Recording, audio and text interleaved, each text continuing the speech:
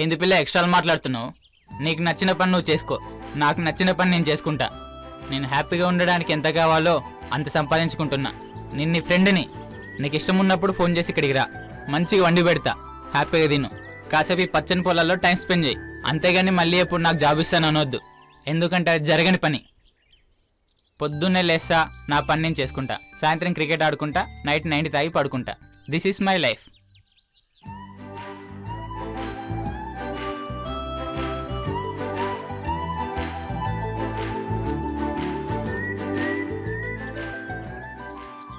ఏమైందిరా? పొలం వదిలి రాడంట డాడీ. అయితే ఏం చేద్దాం మరి? డాడీ నువ్వేం చేస్తావు నాకు తెలీదు. నేను మాత్రం ఆ అబ్బాయినే పెళ్లి చేసుకుంటా. ఏంటి ఫిక్సా? ఫిక్స్. సర్లేరా, నేను చూసుకుంటా. కారెక్కు.